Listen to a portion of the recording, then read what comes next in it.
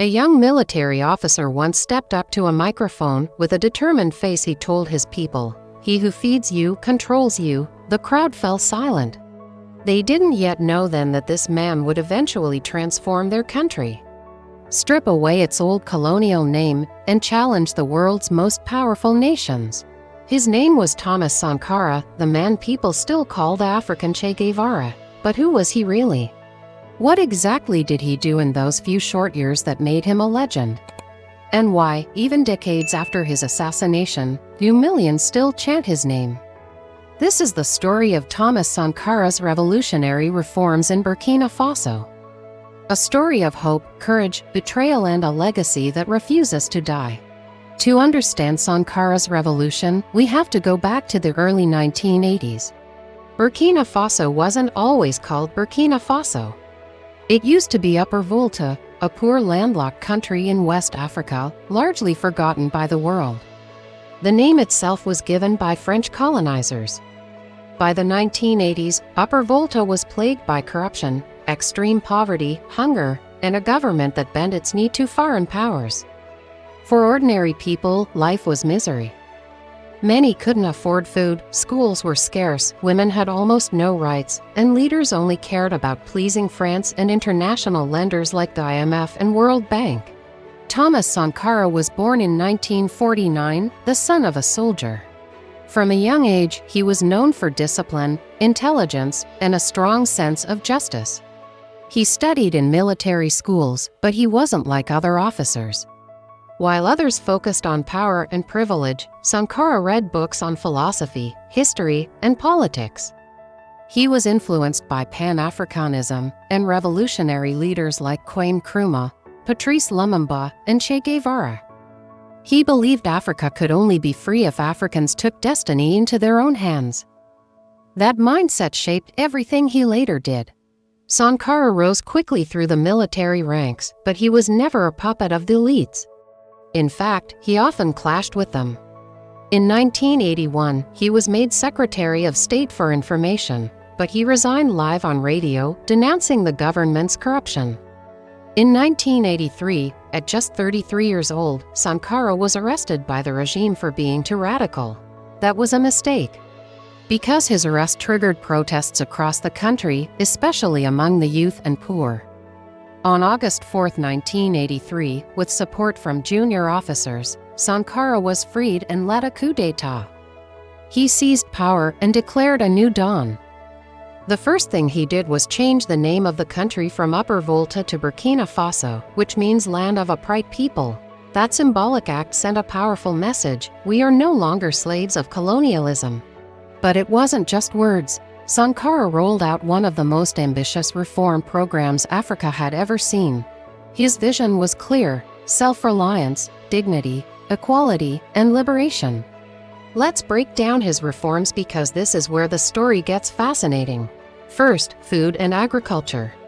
Burkina Faso was starving, relying heavily on imported food, which drained money and kept the people dependent.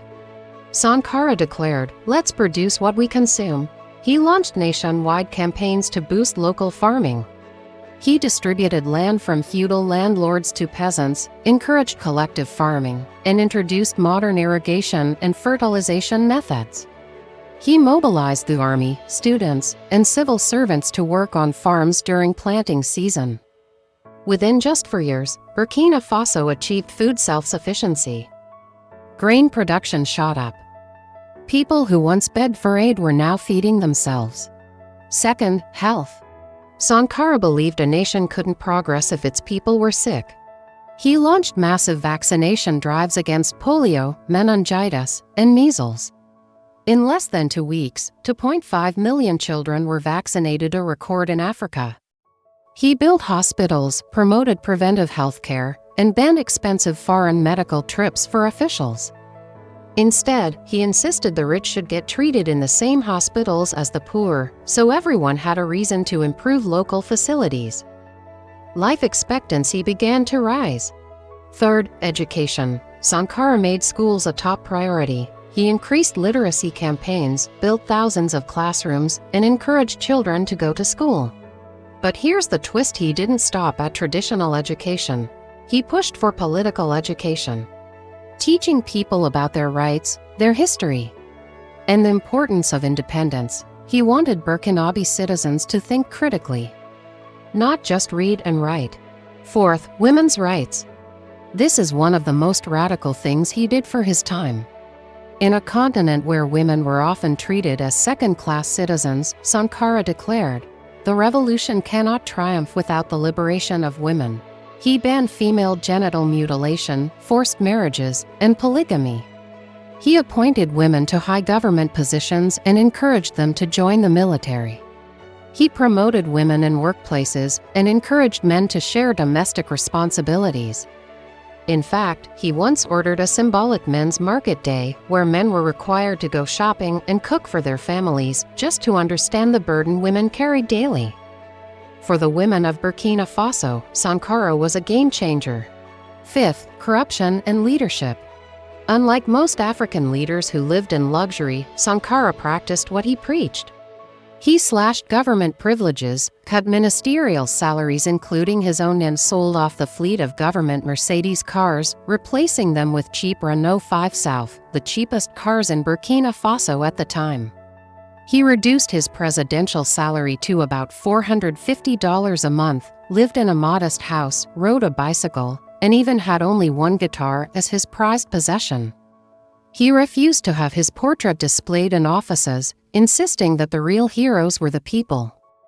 Compare that to modern leaders flying private jets and you see why Sankara stood out. Sixth, environment. While today the world talks about climate change, Sankara was already ahead of his time. He launched massive tree planting campaigns to fight desertification.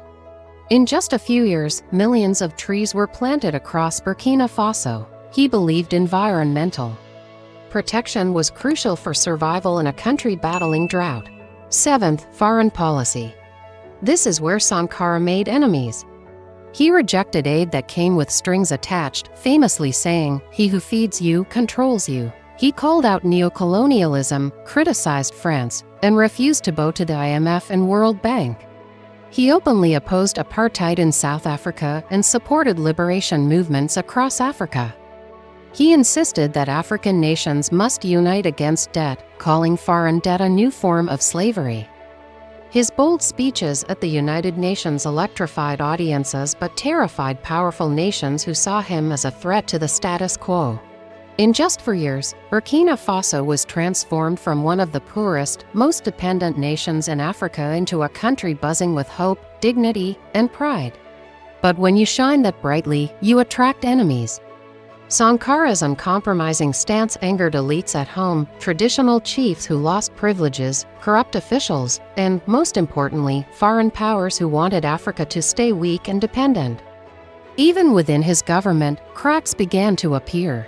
And then came betrayal. On October 15, 1987, Sankara was assassinated in a coup led by his former friend and comrade, Blaise Compaoré. Sankara was only 37 years old. His body was riddled with bullets and hastily buried in an unmarked grave. The revolution was crushed overnight. Compaoré reversed many of Sankara's reforms and ruled Burkina Faso for 27 years, supported by the same foreign powers Sankara had defied. But what Compaoré could never kill was Sankara's spirit. Today, decades later, Sankara's ideas are more alive than ever. Across Africa, young people see him as a symbol of integrity, courage, and true leadership. His speeches are quoted in protests. His reforms are studied in schools, and his belief that Africans must stand on their own feet echoes in every demand for justice and equality. So what's the takeaway from Sankara's story? It's that true leadership is not about titles, mansions, or Swiss bank accounts. It's about service, sacrifice, and courage to speak the truth, even when it's dangerous. Sankara showed that in just 4 years, with honesty and vision, you can transform a nation. But his fate also reminds us that fighting injustice comes at a cost, and freedom is never given, it must be defended. Friends, Thomas Sankara's revolution wasn't perfect. It was young, bold, and sometimes harsh. But it was real. And it proved that Africans don't need to beg for handouts or bow to foreign masters. They only need leaders with courage and people willing to believe in themselves. That is why Sankara is still remembered as the upright man. His story challenges us. Are we willing to stand up for what's right, even when it's risky? If this story moved you, then don't just let it end here. Like this video, comment your thoughts below. Do you think Sankara's model could work today? Share this story with others who need to hear it. And if you want more powerful true stories like this, make sure to subscribe. Thomas Sankara lived only 37 years, but his voice still echoes across time. Let's keep that voice alive.